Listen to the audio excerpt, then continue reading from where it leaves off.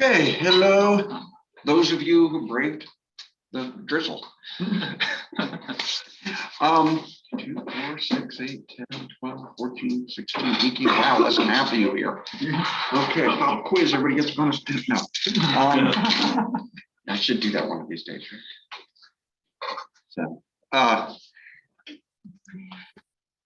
okay, but notice I didn't record it. So today, I want to talk about embedded system security. I am not going to go over the demo I said I was going to do for a couple reasons. I got to leave early. I got a flight.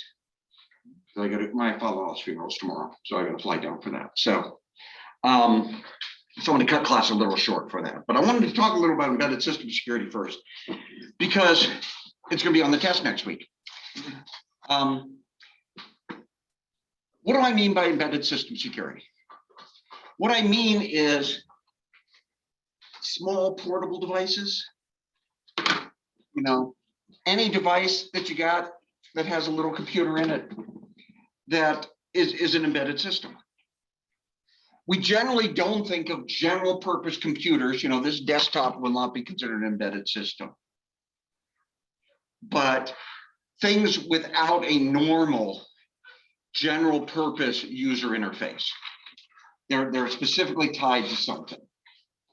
And we wrap that, and mobile devices may or may not be included in that, but this chapter talks about mobile devices as well as embedded devices. Why is this important? These are computers. This what is it? Samsung Galaxy S8 Active, a few years old, has 8 cores, 4 gigabytes of RAM, probably another 64 gigabytes on an SD drive. Of those 8 cores, 4 I think run at a little over probably 2 gigahertz, and a couple run at a little over 1 gigahertz. So what's a gigahertz? What do I mean by that? So kilohertz means 1,000 times a second. Megahertz is 1,000,000 times a second. Gigahertz is 1,000,000,000 times a second. In a microprocessor, what typically happens, and you'll take CS150, and those who will take CS150 will figure this out. Let me show you. Okay, so typically what happens is we have something called the ALU, or arithmetic logic unit. Okay, and we have a bunch of registers. We have memory, and we have some other things in the system. But what happens is the ALU will take, copy a value here from this register, a value here from this register, add them together and store them here. So copying them from, now, the system, depending on how it's designed, that could take 1 clock cycle. It can be able to copy, process, and load. So copy on and clocks are usually, we have square waveforms for the clocks, up, down, up, down, up, down. So it may be, hey, load on the up, do the processing here, write on the down. Some machines will do a lot more things like, oh, I need to copy from memory over here. I need to do other things. It may take a couple clock cycles to do it. There's a set of processors called RISC processors, RISC, reduced instruction set computing, like the ARM processor or the Qualcomm or the others that are in these. And CISC processors, complex instruction set computers, Intel. RISC processors have dozens of instructions, maybe a couple hundred. Intel has 1,500, or maybe over 2,000. Intel instructions usually take multiple clock cycles to process. The fastest is 1 clock cycle, but some will take 4 or 5. And instructions are things like copy a value from memory to a register, add 2 values together, do that. Okay. So when I say something is running at 4 gigahertz, it's running 4 billion clock cycles, but it's not necessarily 4 billion instructions at a time. And if you look at a higher level programming language, a for loop or whatever, that's gonna be lots of instructions, dozens of instructions. But still, 4 billion is a lot. I can still get a lot done with a 4 gigahertz clock cycle, 2 gigahertz clock cycle, 1 gigahertz clock cycle. The primary avionics computer of the space shuttle in the 1980s ran at 40 megahertz. The first computer I bought the second computer I bought, the one I bought when I started grad school in 1987, was the first 25 megahertz 386 processor on the market with 1 megabyte of RAM. With the first 60 megabyte hard drive on the market. Okay, this set me back a pretty penny. Got a lot done with that machine. That machine is nothing compared to what's in this thing.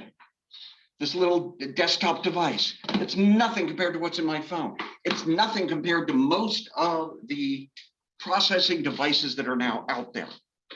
Memory is easy, memory is cheap. Right, I mentioned that earlier. I can put lots of RAM in something. The basic microprocessor is easy to run something at a gigahertz or even a couple of hundred megahertz. And I had a full operating system running on my machine back then. I can definitely get a full operating system running on an embedded device. Just because it doesn't look like a standard computer doesn't mean it's not. Something to think about. So this is a camera on this, attached to this computer. I've got a mouse attached to the computer, keyboard attached. Those are things we call peripherals. They're on the periphery, the outside, they're external devices to the computer. They're devices the computer interacts with, the main computer, right? Well, in reality, almost anything these days is a computer peripheral. We had one faculty member years ago said, well, it's either computer peripheral or stamp collecting. But a car is computer peripheral. The same faculty member had a picture of a fighter jet, just another computer peripheral. Everything that it's just, so when we have an embedded system, when we had a real-time system, whatever, it's really just a computer peripheral, but there's a computer running in there with an operating system. Most people forget this. How many of you if you have a smart TV, do you download updates to the operating system in that smart TV? Security patches? A few, good. Some smart TVs do it automatically now, others don't. Mine always runs virus scan too. It's nice that they start doing it automatically. It has to be enabled and on the internet, be able to do that automatically. Most devices aren't. I was attending a talk yesterday where somebody it was a smart door. A smart door lock where basically with a voice signal, you can say, you got your hands full of groceries, unlock the door for me. And would unlock it. Well, they could intercept the signal and it was on the internet, so they get another signal from the internet and get that door locked open because of this vulnerability in it, and there was no patch available. And you couldn't patch it because although it had things on the internet, it didn't have the ability to download a patch. So we have lots of problems with this. And as security experts, you got to think about it. If it can do processing, we can use it to do things for us. All right, that's why we want to talk about this.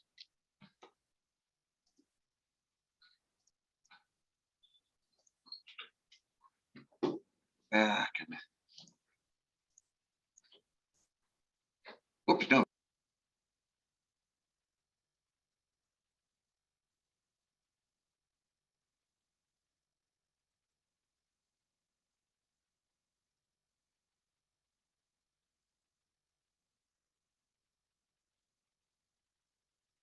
It is, okay. Nobody's there, where are they? There was everybody else. Okay, share. That thing. Okay, yay. I'm back, I'm live, all right.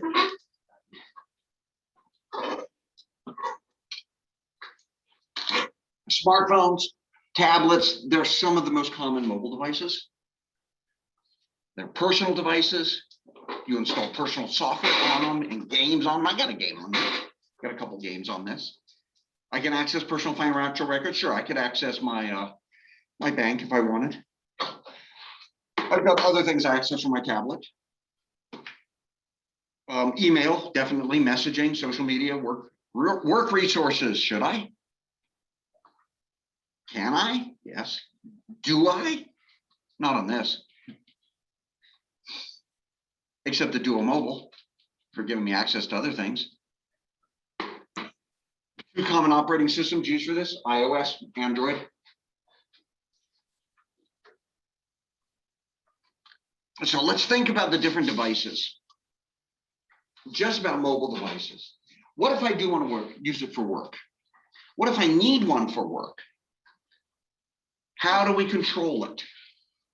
Who owns the device? Who controls and maintains it, etc. So for a particular device type, there is what we call bring your own device, BYOD.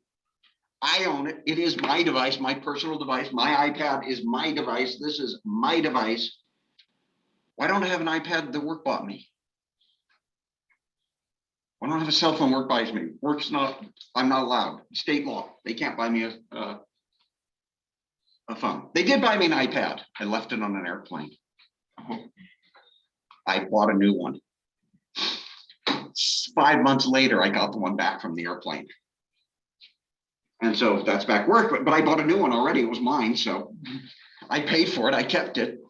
And that's the one I kept using. I brought the other one back to campus. I said, I might lose this again. I'm going to just use my own money. I control it. I maintain it. There is a lot of user freedom with this. Lower cost for the corporation. The state doesn't pay any money. State taxpayers don't pay any money for this. You're welcome. There's a higher risk. I control this. I manage this, not IT. There is an option, which I don't have on here, where to access certain resources, IT does register. I register this device with IT. So if it gets lost, they can wipe it. There are certain policies that are held in place if I access any corporate resources on this or my iPad. So things that I get from you guys. You know, one thing is like I could not use this, at least this is what they told me, unless it encrypts when it's turned off. And it checks, there's supposed to be software it downloads and checks, or do you have these security protections in place before you're allowed to access these corporate resources? Then there's choose your own device, where the corporation says, yeah, we got these devices you can use, but you maintain them. We're buying them. Lower cost for the user, easier support because there's a subset of devices. They say, we're going to support these 3 different types of iPads, these 3 different phones, not the dozens or millions that are out there.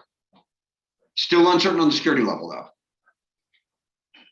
There's corporate owned, personally enabled, where both the organization owns it and maintains it, but they allow reasonable personal use.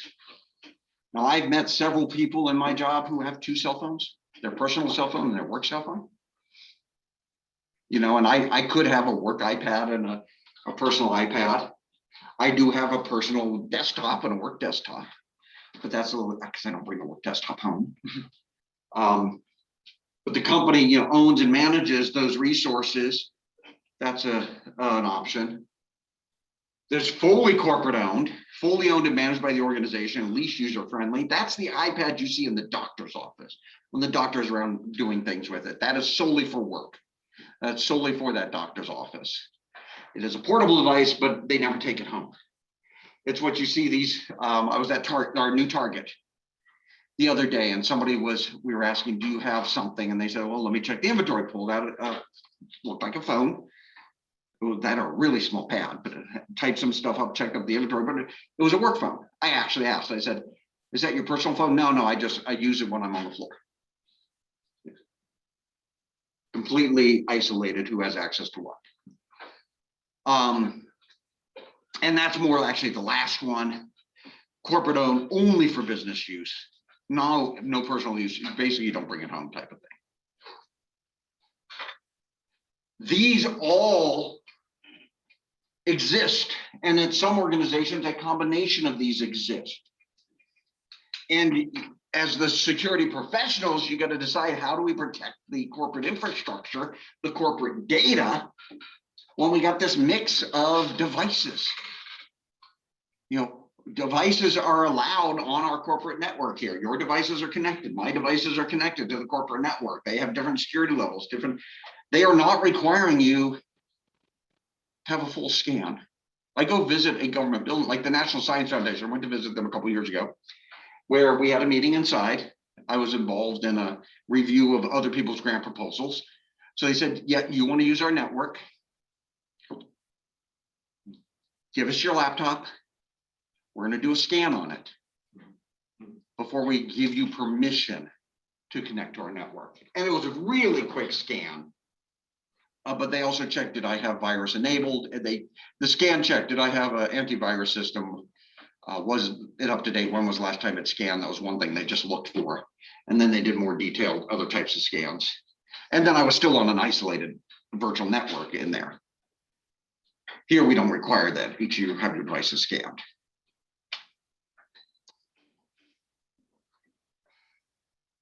When you're managing devices, especially mobile devices, laptops, iPads, phones, typically the corporation would have a central management.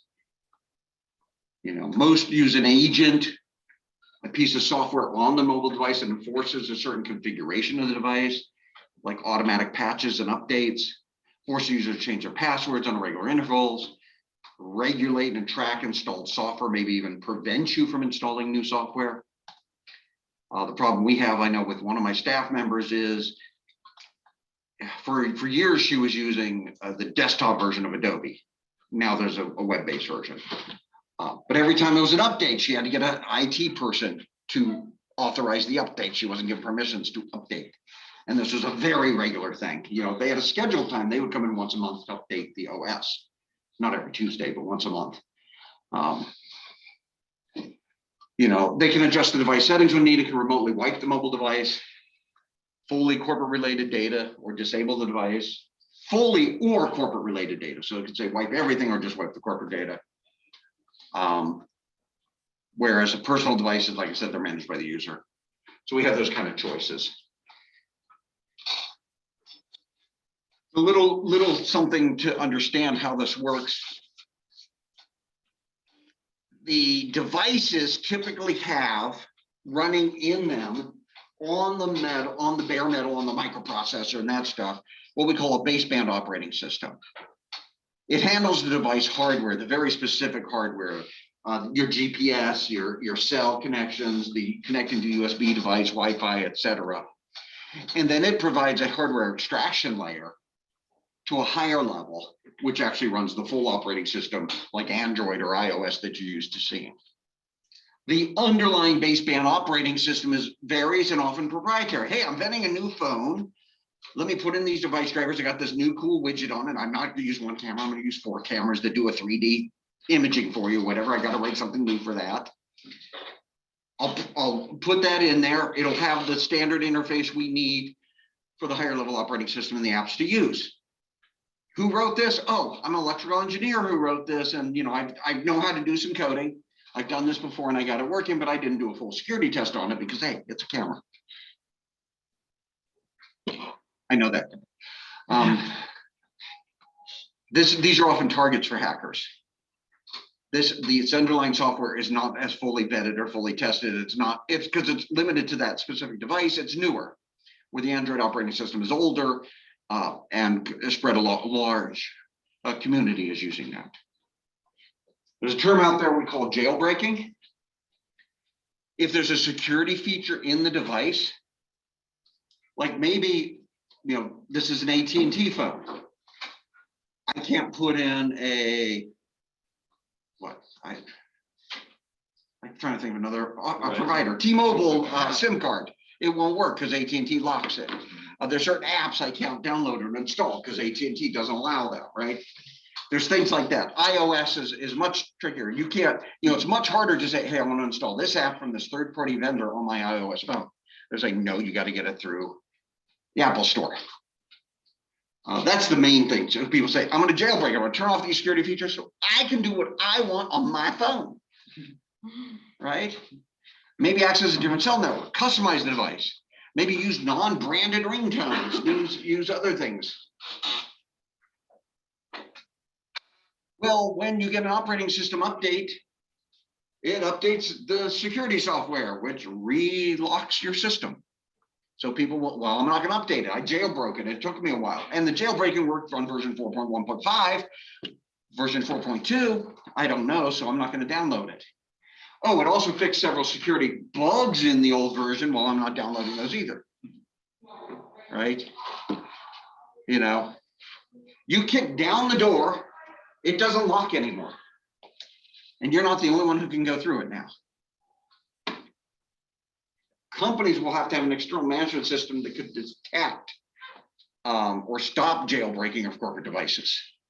And again, it could be that external software that runs. Yes. So I actually jailbreak my phone, and there's tweaks out to disable that last one. So they'll never see your phone is jailbroken. Yeah, right. And so you got to constantly update that external management software to check if the phone's jailbroken. Yes. Now, question, why would people want to jailbreak a phone, especially a corporate owned phone? Shouldn't do it. That's there, it's not yours. Personal phone that I bring to work, maybe I wanted these extra features. Well, you know, and I'm saying this just, I want you thinking. People will do this because one, they don't think about the consequences, or two, you know, I'm not a problem. It's not my issue. I give the example of, hey, you live with a roommate in an apartment. Your roommate is very poor and owns nothing. He leaves the door open all the time because there's nothing of value for him to be stolen from your apartment. Your computer and everything, he doesn't even think about this. But because he left that open, you're now susceptible. Or I should give another example, which is probably more common. My son had a roommate whose family had an open door policy at their house.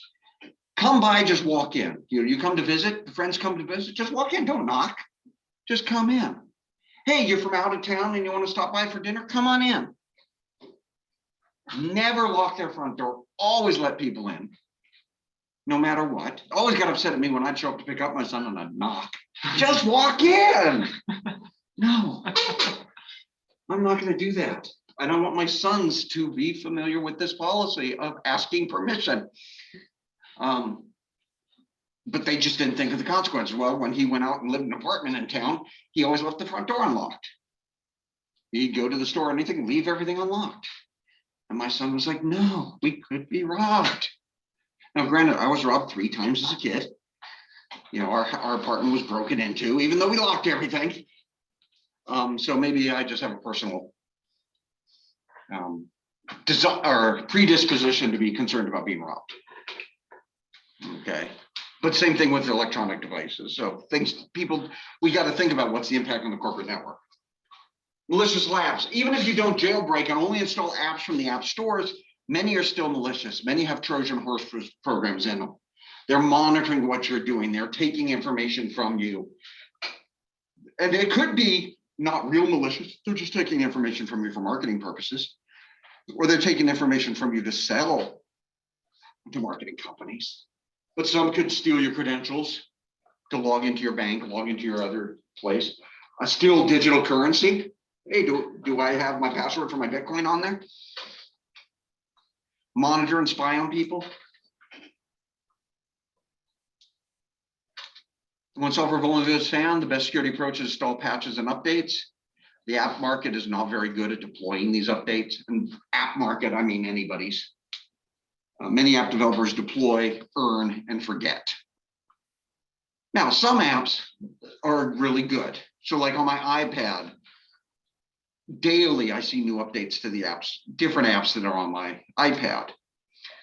Certain ones I see weekly updates for. They're the same ones every week they update. They're the corporate ones, you know, where there's others I know haven't been updated in months or years. You know, some of the games. The developer may not even exist anymore. Why should they? They created the app, they're earning money.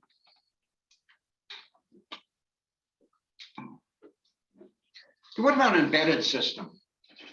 An embedded system is a computer system built into another device. So it's embedded within, you know, cars, industrial robots, GPS receivers, digital cameras, DVD players, set-top boxes, gaming consoles, photocopiers, microwaves, printers. They're highly specialized. They run customized operating systems. They'll take a lot of them nowadays. They'll take a variant of real-time Linux, which is meant to run on an embedded device, and then run their own applications on it, configured a certain way, and let it go. Now, why do I say that? researcher at Boise State was looking at one of these devices, and I can't remember what device it was. And he found it was running, it had Wi-Fi, but it had like a file transfer protocol service available on it. The old one with the no password, no security or anything. And he's like, why is this running on it? Was able to quickly get in and see everything in the device's hardware without any authentication, download any file from that device. I think this was a camera or something, security camera. Calls up the company. Why do you have this? No, we don't have that. Says, yes, you do. It's not in the manual. Yeah, it's not in the manual, but you still have it. So they contact further. Well, the developers put it there for an easy way to update and check things without having to log in and go through the process thing and check what the files were. And they just left it turned on because it wasn't in the manual, so nobody knows about it. Right? Security by obscurity. Hey, if I don't tell you it's there, you don't know it's there. Right? These are the problems we run into when people are building these things. Many embedded systems, like I said, use a real-time operating system, focusing on processing data as it comes in. Real-time operating system, again, has deadlines to get things done. And it gives you the ability to run programs on a schedule. That's hence the real-time. There's what we call soft real-time and hard real-time. Hard real-time is very rigid, precise timing. That's, stuff in your car, stuff flying a plane, stuff like that. Soft real-time is, it tries its best to make the deadline. Sometimes it doesn't. These are embedded systems widely used for industrial processes. You can play with some. There's how many of you heard of a Raspberry Pi? Wow, great. So, it's a single board computer. You can do it for personal development, small scale custom use, but you can experiment with things because it's a type of device that would fit inside an embedded system. There's things called field programmable gate arrays, FPGAs. It's a type of computer chip and can be programmed to redesign how it works, customizable. So it's field programmable out in the field, and you can put in specialized functionality in it. And some embedded system boards have the regular processor, then the FPGA, and then you can reprogram the FPGA to do certain type of signal processing based on or controls for your embedded device. An FPGA loads it onto embedded device. It's just a component of an embedded device. And the idea is it's instead of doing everything software, you basically reprogram the hardware to do certain things that it's supposed to be faster.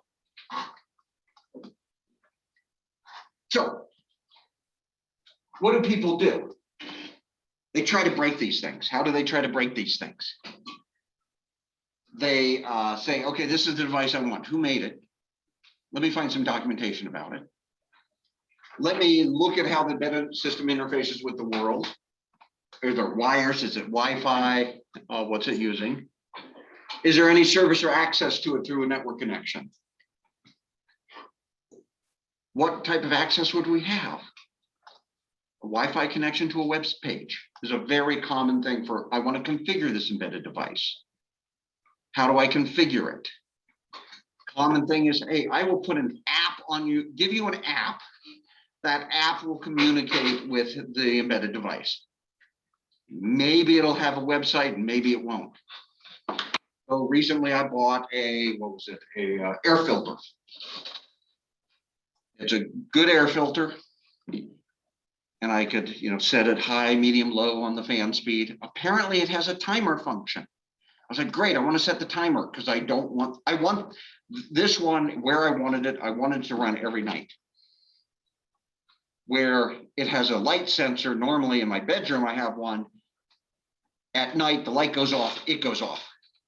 I don't want that running at night, or it goes to the lowest mode possible. And it has a bright LED that tells you it's on. That goes off at night, so my whole room's not glowing blue.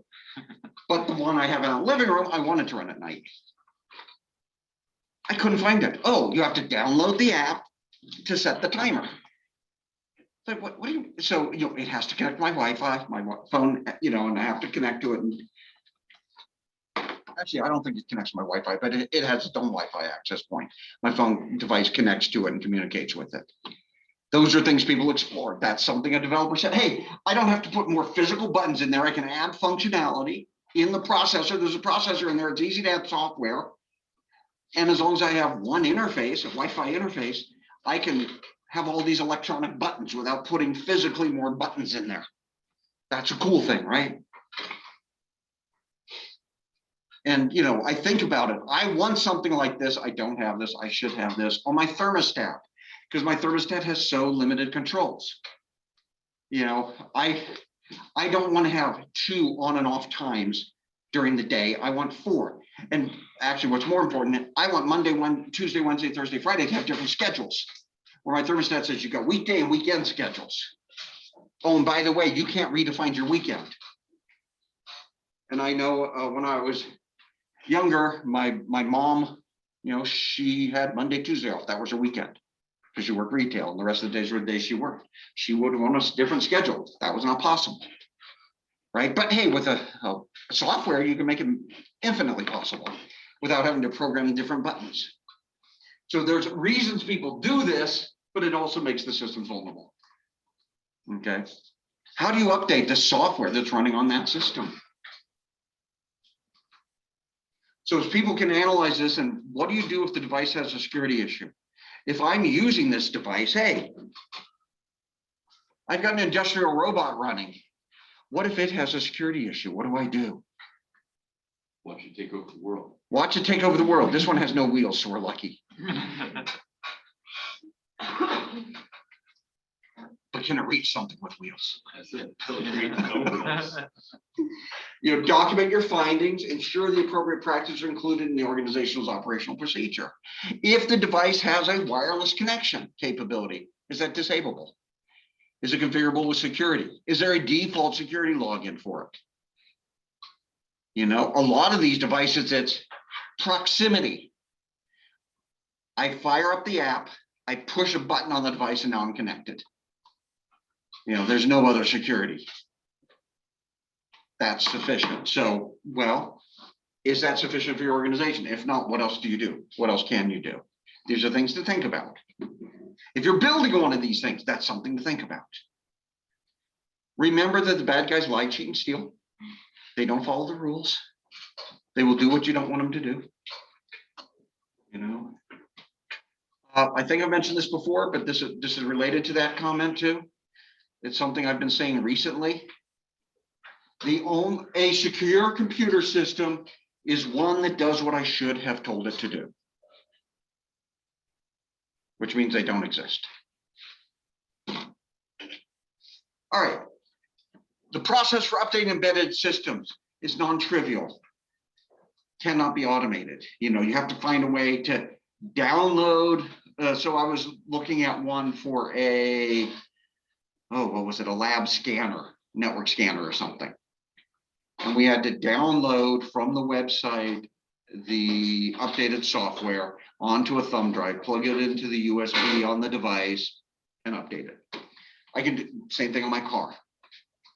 Okay, except I'm not authorized. There's something, the authorization to do that is only supposed to be the dealer. I could do it, but many embedded devices are not on or not always on the internet, which is good, reduces our attack surface, but harder to download the updates. They may be on the internet, but not able to download the updates. Some devices are critical for operation physical system, hard to take it offline to do the update, because while you're doing the update, the system's not being used. Many embedded devices do have less computing power, less memory, less storage on these devices. That has changed a lot in the recent years, but still some of these are legacy designs, legacy things. I was talking to somebody who said, yeah, we're finally updating this because, you know, the processor we're using is 20 years old. We can't even find a replacement for it anymore. You know, so we're looking at updating the system. They said we had one idea because people have done this. We got a faster processor, a faster motherboard that can have the same connections to all our device that we want. If it's fast enough, we are going to have a simulator for the old microprocessor run on them. Basically run a virtual machine on here, simulating the old microprocessor to run all our old software, so we don't have to rewrite the software. People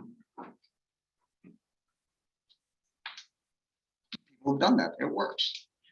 Others, you'll just update. The one I was talking to more recently, though, they are doing they were going to do a complete refresh, new software design, add a lot of, we're talking to them because they want to add security features to a device that couldn't do security features. It was a real-time device. They needed signals processed 50 times a second. And they were putting so much functionality in it, they were just barely making the deadline each time. And so they said, we want to do encryption on these signals. We don't have time to process the encryption. So now they're going to get a faster processor core that can enable them to do encryption before they send the signal. I said, you could get an encrypting network device. They said, what? I said, you have a network card that builds in the encryption, so you program it. And as you send data through it, it encrypts it on its way out. And then your microprocessor not slow it down. There's a little more throughput speed you have to worry about, but didn't know that existed. That's an option.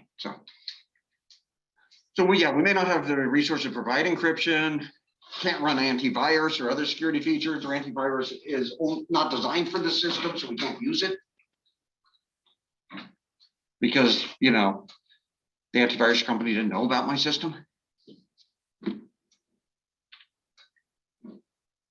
All right, a little more just terminology, things for you to know about. SCADA and ICS. ICS is an industrial control system. It's a broad term for industrial automation. Basically, any system controlling an industrial process. So in the power grid, the protective relay devices, the,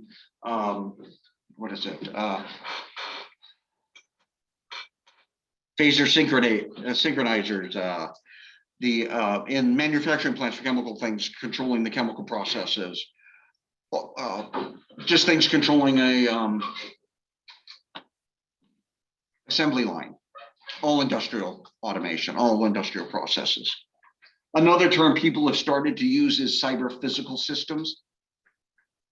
These are devices that have a physical interaction with the world and computers in them too.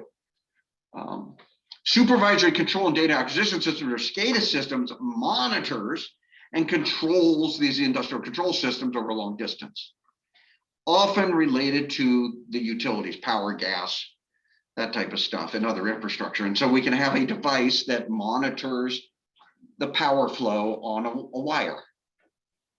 Now we have things, Schweitzer Engineering makes a lot of these devices. So a protective relay device will measure voltage, amperage, those things, send a signal to trip a circuit breaker if things are too dangerous, but also can send data off to an automation or collector that sends it to the supervisor control and data acquisition system. This is our current voltage, this is our current amperage, so you can monitor what's going on in the system. Very common in industrial manufacturing, energy industry, nuclear power plants, oil pipelines, other these. What are the security problems with these? So there was a device years ago where they wanted to take this SCADA system they had and put it on the internet. Because currently everything was a proprietary network protocol. Goose is one of the protocols they use that sends things on a local network. They wanted to spread it to a distance. So they built a device that was a network interface, communicate with the SCADA systems on one side, the internet on the other. When it received a signal, it was, oh, here's an internet type signal. What do we do with it, right? We send it to the SCADA device, we do this. There was a vulnerability in it. You send it to say, send a copy of this message to yourself. And it ended up in a really tight infinite loop, sending messages to itself, and it wouldn't process any other messages because the local transmission got priority over the distant transmission. The only way to fix that device was to go physically to the remote site and power it off and power it back on. It was what we call a bump in the wire type device, but it wasn't providing the security the bump in the wire should. They put other devices in, the whole SCADA ICS, those systems have been designed for decades. They're running, they're gonna run a long time. Schweitzer tells me they have a 20-year warranty on their devices. And they actually expect them to last longer than that. So that what they're building now will be there in decades. If there's new security protocols, can they update it? Their old devices, they're like, well, we'll put a new device between this device and the internet to do the encryption, decryption, security management. Because we didn't think about it 20 years ago, 30 years ago. Same with most of these places. So system of a SCADA system, we can have programmable logic controllers. These again, programmable devices that are configured for different things. These signals in give us whatever signals out. Remote telemetry units. So remotely accessing sensors, managing the control system, and just basically, what is the interfacing? What is the monitoring? What's going on? These systems exist. They're real. There's a whole issue of security with these. Can Russia get in and control this device? Can this device reprogram this device to shut this down? Yes, yes, yes. Unless you do it right. I'm not going to say China. A lot of people say China. I'm worried about Russia. Why am I not worried about China? Why would you bring down the capabilities of your best customer? Good point. Because you're ideologically opposed to them every single way. You may be ideologically opposed to them, but again, they're your best customer. No, more likely what we are seeing from China is they get into our systems and steal the intellectual property. There are rumors that people have gotten into these systems years ago, and they're sitting there waiting for something to happen. We don't know. I don't know. So for SCADA systems, are those always connected to a wider internet, or can they be simply connected to a local network? They can be connected to a local network. Okay. Often they are. We typically what we have. Well, think about Colonial Pipeline. The problem we had with them this year. It was just this year, wasn't it? They have their industrial control system, their SCADA system on a completely separate network from their corporate network. They did have data diodes. Basically, information could come from the control system network back to the corporate network. Hey, this is how much oil we're shipping on this pipeline. This is how much was delivered, et cetera. So the corporate network would do the billing. It was the corporate network that got attacked and shut down. One, it couldn't send messages to people say, change, do this amount of delivery. But more importantly, they couldn't get the data back saying, oh, this is how much money this person owes you because this is how much we've delivered. They claim the control network was never effective. They could have continued delivering gas and oil or whatever they were delivering on the pipeline. They just wouldn't have made any money on it. Actually, they would have lost money because they couldn't have billed anybody for it. There were some other reasons why they kept it down too, but. So for instance, I used to work in the brewing industry, and in the industry, it's changed just like everything. And so now when you're looking at oil tanks and things like that, they're connected to central computer systems. Would that be considered a SCADA system, or would that be different? It probably would be. Yeah, supervisory control, data acquisition. Some SCADA systems are considered to be only monitoring, but typically they do supervisory control as well. So yeah. There are some more precise terms for what is technically a SCADA versus other system, but that's not my area of expertise. But what is important is, what do we have to secure here? General purpose computers. So I was talking to people at INL last year, and they go out and they look at these, mom and pop shops and these small utilities who have supervisory control data acquisition. They're running Windows 95 systems. They haven't updated. Why? Because they'd have to buy new software. There's a program that the athletics program uses for stats, and it's for Windows 95. It runs on Yeah. It's a virtual machine in 95 that runs DOS programs. Okay. Running DOS programs on a 95. Yeah, sure. Why not? I remember DOS. So DOS is disk operating system, not denial of service. But there's a reason they have the same acronym. No, I did DOS for years. MS-DOS, Microsoft DOS. Tris DOS or Trash DOS for TRS-80. Tandy Radio Shack was the one I used on my Radio Shack machine. There were a couple others. So these general purpose computers, they do run old stuff. If they're running the old stuff, they got to be isolated and protected. Need to be addressed as individual components, identify unique security needs. I've talked to people who do this. Now, say they're making new devices for industrial control, who checks? Itron. Itron is a manufacturer that makes intelligent meters. We're measuring the gas and electricity that goes into your house, into your company. And these are smart devices that are connected on the internet. They have about 25 different products on their product line. They have about 1,000 engineers who work on building and updating these devices. And last I met with them, they had under 10 security professionals. And so each professional had to be aware, be the security professional for more than one of these devices. And oh, these devices had different configurations and options too. They were overwhelmed. This was years ago. I don't know if they've changed things, but that's a common type of practice you see. And so now if a security vulnerability occurred, well, who would even find it? If they found it, how would they find it? How would they know about it? How would they fix it? Know what's on your system and who to contact and what to check. What are the interactions between the components? And yes, is it on the internet or is it isolated? And can you isolate it if necessary? When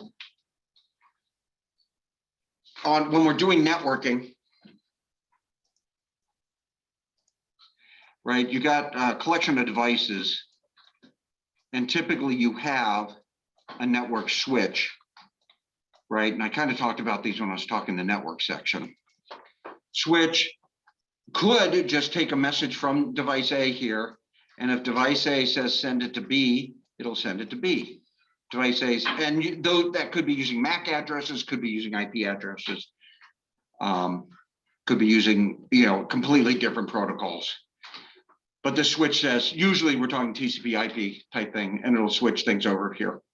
There's a device called a software-defined SDN, software-defined networking switch, where you can program and say, hey, only this device is allowed to be plugged into this port based on MAC address. And anything coming from this device is only allowed to go to B. It's never allowed to send anything to C.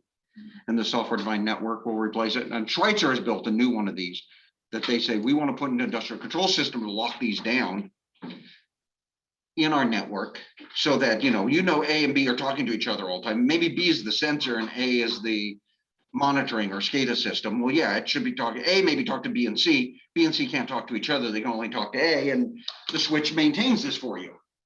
And if somebody goes in and puts the cable in the wrong place, the switch says, nope, that cable's not allowed here. We're only allowing this device to be plugged into this port. So we add security interfaces, we isolate things, and this is a good way to isolate it. You can also go in and say, oh, shut down device A, or just maybe we're using a specific protocol and that protocol is bad. Modbus protocol went bad. Well, you have to use Modbus. Otherwise, you have to use the Goose protocol. But if you're not, you say, hey, this one's bad, we're not using, we're turning off this service. We could even in these switches say, hey, not only we're going to look at the MAC address and the IP, we're going to look at the TCP ports they're going to and say only these ports are allowed. All that can be done in a smart switch. All these are extra security. So things just to think about when you look at these things in future classes. What else we got? IoT devices, Internet of Things. Any device with an internet connection that doesn't run a full desktop operating system is lumped into the Internet of Things. What I'm missing on this picture is the cow. I know there are places they have sensors embedded into their cows in the herds to check for the health, manage and monitor the health of the cows. It's a small device. Why not? Just because you can do something, maybe you should. No. That one made sense, but those are out there. Locks, thermostats, cameras, traffic lights, light bulbs, smart light bulbs, smart watches, anything. Yes. So I live in a small farming town, and a family I know owns a dairy, and all their cows have chips in them that tracks their where they are, their vaccinations, their diets. It's just so much crazy stuff. It's oh, this cow is cow number blah blah blah blah. They need to eat this today. Also, they are over in blah blah blah this area. Right. Or this cow needs a vaccine shot. Here they are. Now you know where that cow is to give it to them. This cow's having some health problems. You should check them or isolate them from the rest of the herd. Yes, this one's running a fever. Hey, we better watch it. I mean, it's precision farming, precision agriculture, precision ranching. That stuff's out there and it makes sense. We just have to be careful with it. You know, printers, they can run common services like Cloud Transfer Protocol, Telnet, SSH, HTTPS, but don't have a full desktop operating system. They still run a real-time operating system. Hacker can get in, can run commands, has access to your network as if they are running a device on your network that nobody's checking. Surveillance cameras, many problems there. We won't go into all those. Smart locks, smart toasters, fish tank monitors. Fish tank monitors. Monitor the temperature of the fish tank, maybe automatically feed the fish tank. Oh, wait, that was in a casino, but it was connected to the corporate network. So hackers got into the fish tank monitor system and got into the corporate network of the casino. There's a lot of lack of transparency. What is the device sharing? Who has access to it? Everything is an internet device these days. So many smart devices, and that's where we got to just start worrying about what we're connecting to and where. And a lot of those devices are outdated. Like app developers, many IoT devices build, earn, and forget. Hard to update the device or retroactively add security to them. So just something to think about. There is a tool out there I'll talk about later called Shodan. That's a Google for Internet of Things devices. And basically you can set up commands and say, hey, find me this device, and it knows some type of signature about the device on the internet. And it's constantly scanning the internet, finding these IP addresses, finding what devices are there. What webcams are available with default passwords on them, so you can see what that cam is looking at. There was some where it was like, oh, the controls for a dam in Italy, where you could have opened the floodgates with the default passwords in the control system, because it was out there. Lots of things that they can find. There's tools out there for people to find these things when they're on the network. So something to think about. I'm going to end it here because, like I said, I got to go catch a plane. Any questions? I will see you Tuesday.